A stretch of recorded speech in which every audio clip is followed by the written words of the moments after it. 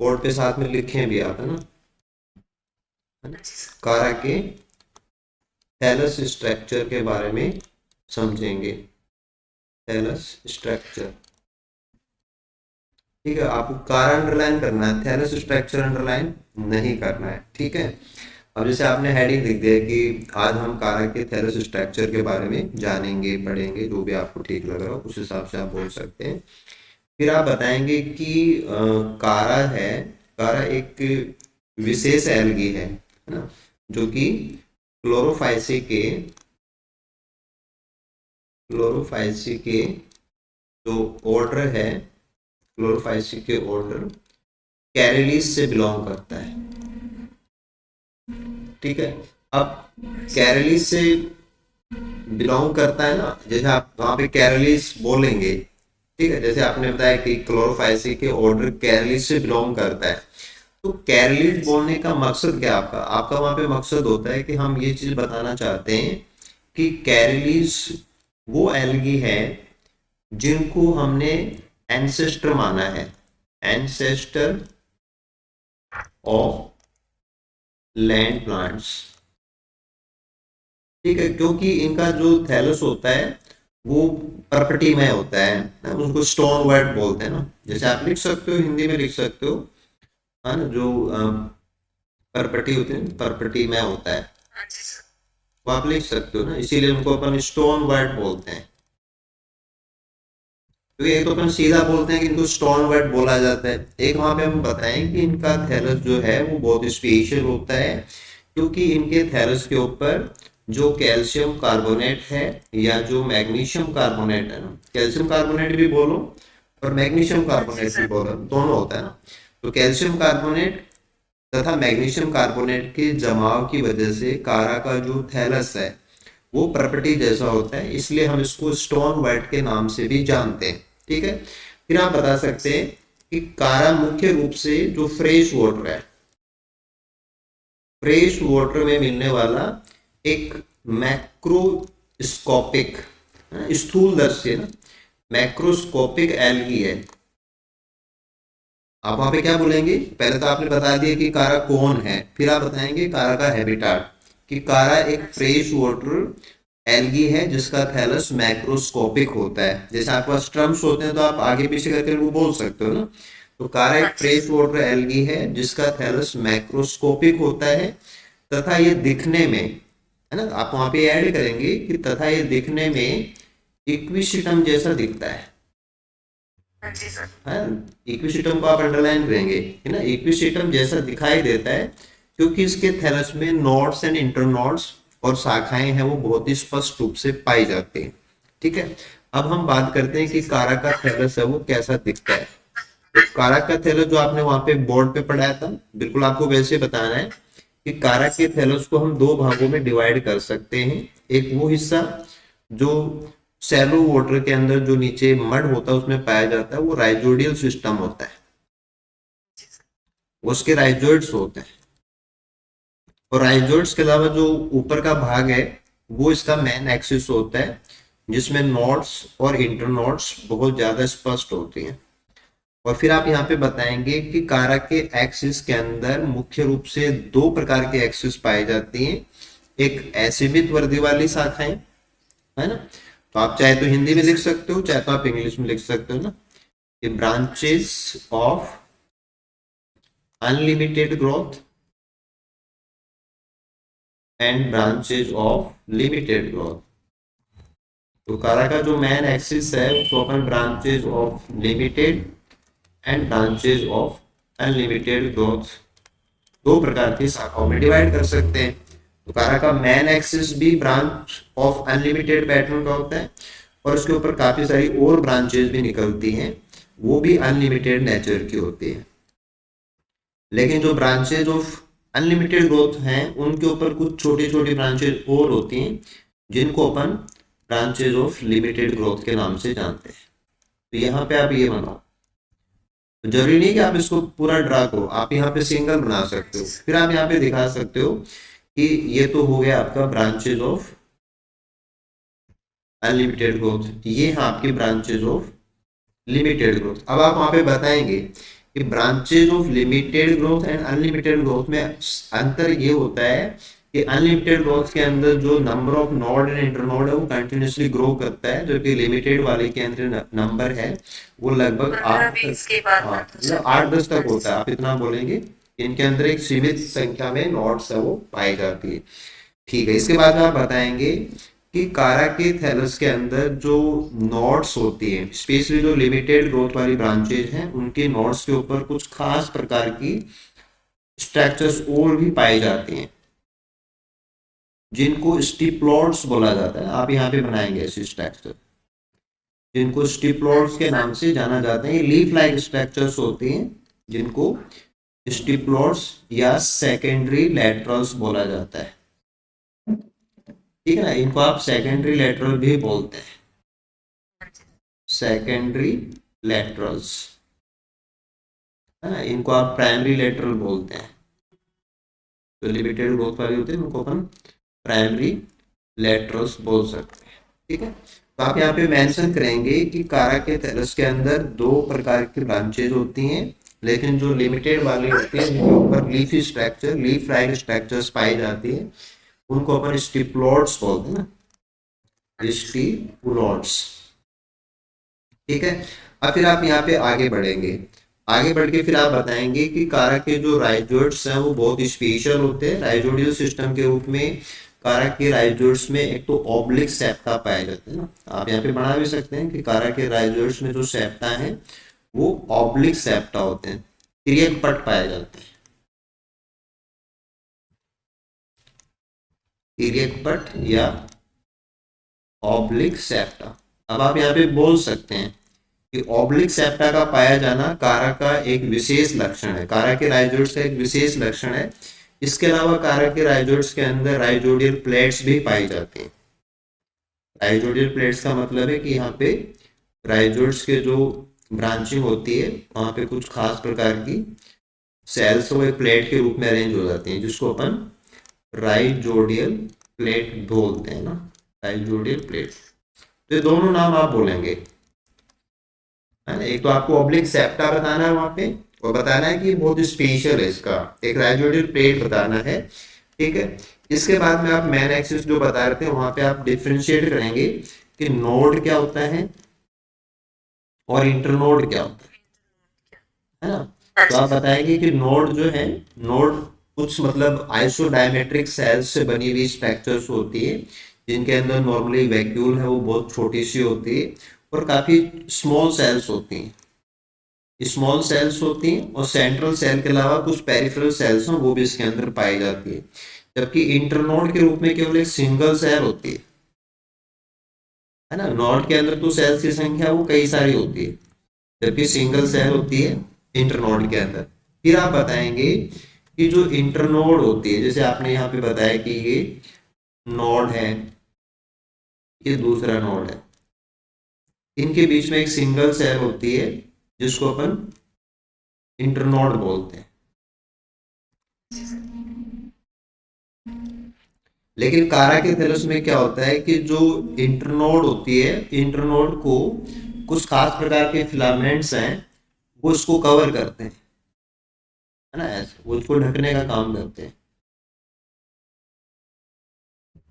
कुछ फिलामेंट्स हैं वो ऊपर की नोड से नीचे की तरफ आते हैं और कुछ फिलामेंट्स हैं वो नीचे से ऊपर की तरफ जाते हैं, और इनसे पूरा का पूरा जो नोड है वो इंटरनोड है वो कवर्ड रहता है। तो ये आप बताएंगे, इनको अपन बोलते हैं कॉर्टिकल फिलामेंट, है जो ऊपर से नीचे आते हैं उनको डिसेंडिंग डिसेंडिंग कॉर्टिकल फिलामेंट्स, जबकि जो नीचे से ऊपर जा रहे हैं उनको असेंडिंग कॉर्टिकल फिलामेंट्स बोलते हैं, असेंडिंग कॉर्टिकल फिलामेंट्स, है ना। इसके बाद में जैसे आप उसमें ऐड कर सकते हैं कि कारा की जो इंटरनोडल सेल्स होते हैं वो बहुत स्पेशल होती है। इंटरनोडल सेल जो होती है बहुत स्पेशल होती है, और वो क्यों स्पेशल होती है उसमें आप बताएंगे कि एक तो ये इलोंगेटेड होती है, लंबाई के अंदर बड़ी हुई होती है, इलोंगेटेड होती है, और एक इसमें लार्ज वैक्यूल होती है, तो एक इलोंगेटेड सेल है और उसके अंदर एक लार्ज वैक्यूल प्रेजेंट है, और इस वैक्यूल के चारों तरफ इसका जो साइटोप्लाज्म है वो मूवमेंट देता है। तो एक खास प्रकार की जो मूवमेंट है जिसको अपन साइक्लोसिस मूवमेंट बोलते हैं, वो इसकी सेल्स के अंदर पाई जाती है। ठीक है, इसके बाद में अगर आपको परमिट करते हैं तो फिर आप इसके रिप्रोडक्टिव स्ट्रक्चर्स पे जा सकते हैं। अगर आपको यहीं तक रोक देते हैं तब तो कोई दिक्कत नहीं है, अगर आपको कंटिन्यू रखने के लिए बोला जाता है तो फिर आप बताएंगे कि काराकेथेलस में जो रिप्रोडक्टिव स्ट्रक्चर्स होती है, रिप्रोडक्टिव स्ट्रक्चर्स,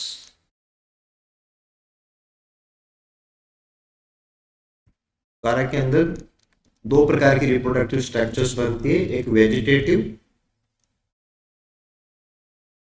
और एक सेक्सुअल प्रकार। ठीक है, अब आप वेजिटेटिव में बता सकते हैं कि वेजिटेटिव के अंदर जैसे बल्बिल्स बनती हैं,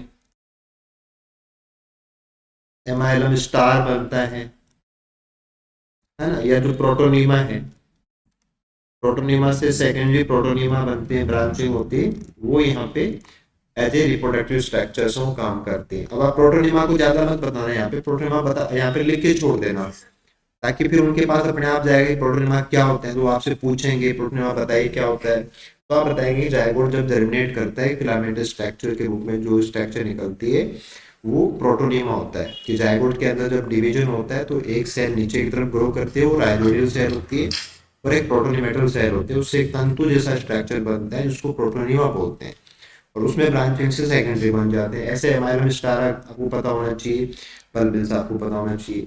फिर आप सेक्सुअल के बारे में बता देंगे कि सेक्सुअल स्ट्रक्चर्स है उसके रूप में जो मेल पार्ट है, मेल मेल गैमेटेंजियम के रूप में जो स्ट्रक्चर बनते हैं उसको अपन बोलते हैं ग्लोब्यूल, और जो फीमेल गैमेटेंजियम है उसके रूप में जो स्ट्रक्चर बनती है उसको अपन बोलते हैं न्यूक्लियर। ठीक है ना, अब आप इनकी पोजीशन बताएंगे कि ग्लोब्यूल और न्यूक्लियर जो होते हैं वो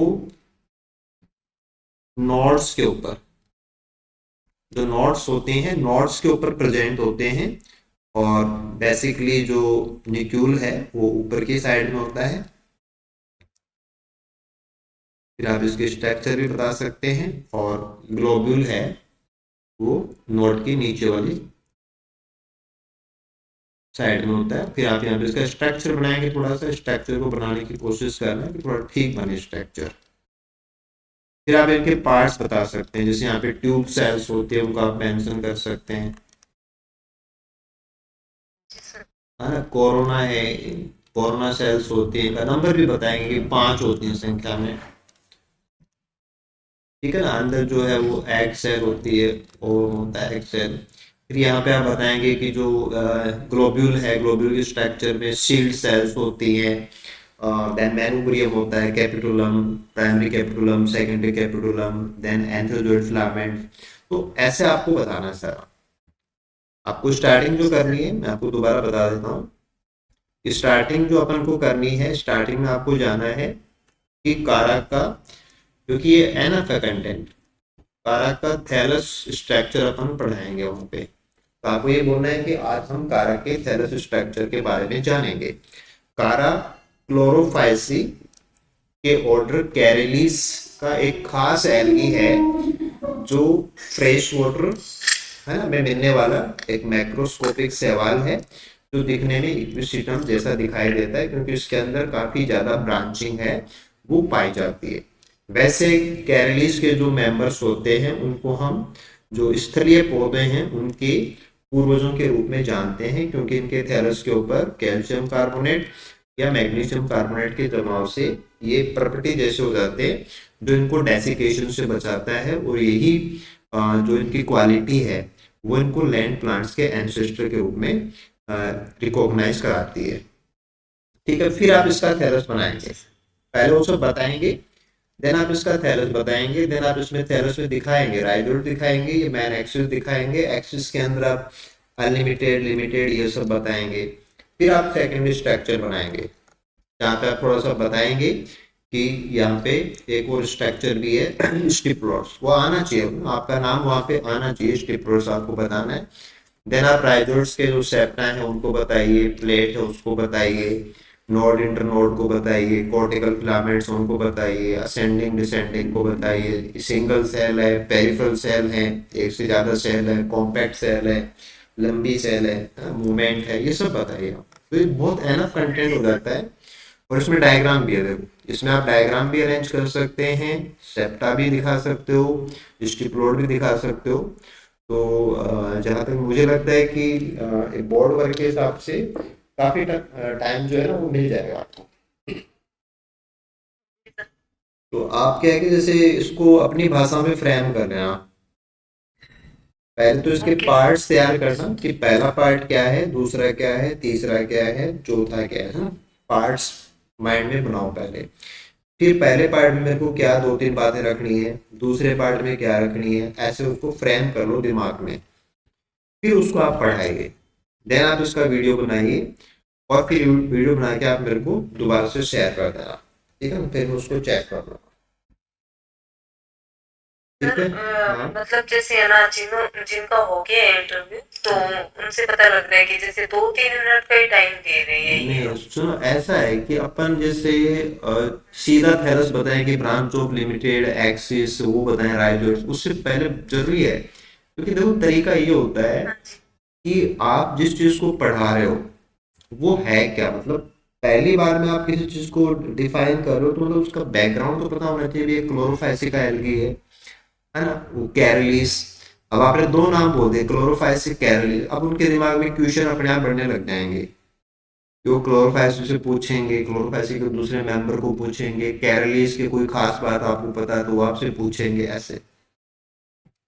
हाँ जी सर। सर मतलब जैसे हमारे टीचर ने ऐसे बताया था कि आप बोर्ड वर्क करो तो उस टाइम में एक दो डायग्राम्स के थ्रू मैथ्स बताने की कोशिश करना। तो मुझे ऐसे लगा जो एक इसका मेन डायग्राम है और एक जो ये कैमेटेंसियम शो करते हैं अपन, हाँ जैसे ये आप दो डायग्राम तो मैं देखो इसमें लेकर। क्या हुआ, देखो हाँ जी। स्टिप्लोड्स हैं, स्टिप्लोड्स आप इस डायग्राम में नहीं दिखा सकते क्योंकि यहाँ पे दिखेगा नहीं वो। जो हाँ अपन जी सर। स्टिप्लोड दिखाना चाह रहे हैं ना वो इस मैन डायग्राम में नहीं दिख सकता, तो आपको साइड में बनाना पड़ेगा। ऑब्लिक सेप्टा भी आप इसमें नहीं दिखा सकते। जब आप बता रहे होते हैं ना, ऑब्लिक ओके सर। सेप्टा बता रहे होते हैं तो साइड में फट से बन जाता है। तो और हाँ जी। कोशिश करना कि जैसे मतलब राइजोइड्स के डायग्राम एक साइड में रहें, एक्सिस के डायग्राम एक साइड में रहें, ताकि वो थोड़ा सा ऐसे लगे कि बहुत क्लियरली डिफाइन किया गया है। थोड़ा स्पेस का ध्यान देना, कागज पे बनाना पहले, कागज पे बनाना ताकि आपको पता रहे कि मुझे जगह कैसे इस्तेमाल करनी हाँ जी। है ना, क्योंकि कई बार अपन ज्यादा जगह पहले काम में लेते हैं, फिर छोटी जगह बचती है, फिर अपन उसके अंदर थोड़ा कॉम्पैक्टली रखते हैं चीजों को, या वो छोटे अक्षर करने लग जाते हैं तो वो भी गलत हो जाता है। हाँ, एक और बात भी थी कि आपको बोर्ड के ऊपर देखो हिंदी भी यूज करनी है। ओनली इंग्लिश नहीं लिखना है, हिंदी भी जगह जगह पे आपको डालनी है, ताकि क्या है कि थोड़ा सा ये बैलेंस रहेगा। ठीक है, आप अपना अगर तैयार करके फिर आप मेरे को शेयर करना, ताकि उसमें अपन और रिव्यू कर लेंगे ना। सर वर्ड्स वगैरह सही से विजिबल हो रही है? देखो आपके वर्ड्स तो ठीक है, आपने लिखा स्टार्टिंग में थोड़े बड़े लिखे हैं, फिर छोटे कर दिया आपने। अच्छा सर। वही तो मैंने बताया ना, जैसे फिर पीछे जगह कम बचती है अपने पास। तो या तो उसको बैलेंस करोगे आप, थोड़ा सा ऊपर से स्टार्ट करो बोर्ड को, और जो चीज़ें हैं उसको दिमाग में रखो कि मुझे किधर क्या लिखना है और कितना लिखना है, और मुझे डायग्राम के लिए जगह कहाँ पे रखनी है, ऐसे वो कागज पे बना लोगे तो पता चल जाएगा आपको। पहले कागज पे रफली बना लो, वो ज़्यादा ऐसे बनाने की जरूरत नहीं है, रफली बनाना कि भाई ऐसे ऐसे मैं इस पे ड्रा करूँगी। क्योंकि वहाँ भी अब ये मान लो कि बोर्ड है तो वो कागज जैसा ही अपन को एक स्पेस मिला है और उस पे